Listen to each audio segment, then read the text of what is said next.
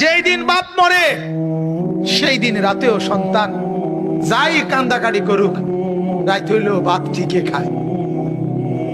কিও ভাত খায় না, পরের দিন নাস্তা খায় না। কিরে কান্দস না তুই? না বলে তোর বাপের লেগে দুঃখিত, ভাত খাস খা। কথা বলেন না। এর নাম দুনিয়া, এর নাম কি? ধোকা। এটা ধোকা, এটা ধোকা, এটা ধোকা। হিসাব কেবল খানার, হিসাব কেবল বাবার ওয়াদা পালন করে নাই, বাবার ওসিয়ত পূরণ করে নাই, বাবার ঋণ আদায় করতে রাজি না, বাবার ওয়ারিসের সম্পত্তি, এই বাবার মৃত্যুর কারণে বোন সম্পত্তি পাবে, এটা দেয় না। এটি সব বাধ্য গরু জব করে ভাত খাবো, খানা বাপের লেগে খানা উদ্দা নামে না বাপের খানা, কিন্তু সবার পেটে পেটে খানা, ভাত তরকারি। কেন কেন এটা আগে হবে? এটা আগে হবে কেন? ওয়ারিসের বন্টন হবে আগে। কোন বাপ মৃত্যুর পরে একটা নুনের বাড়ি, আধা কেজি লবণ, লবণও যদি রাখা থাকে, বাবা উনি আনছিল বাজারের থেকে, আল্লাহর কসম এই নুন টুকুর উপরে ছেলে মেয়ে যতজন, ওদের প্রত্যেকের ওয়ারিস হিসাবে অধিকার, সবাই ভাগ করে দিতে হবে। বুঝেন এটা মিয়া? বুঝেন তো না?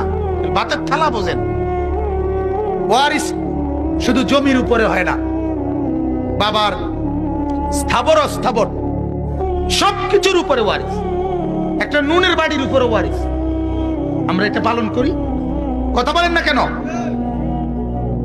খানাডা এতে এতে বাপে মরছে, এতে ফুলাকা কান্দে, আর মানুষে গিয়ে কয় খানাডা কোন দিন করিবা? আরে বুঝছি তো, কান্দা তো আইয়ে বুঝছি আমারও, কিন্তু ফাঁকি দিয়ে কথাটা ভাঙ্গা লইলে ভালো ছিল না।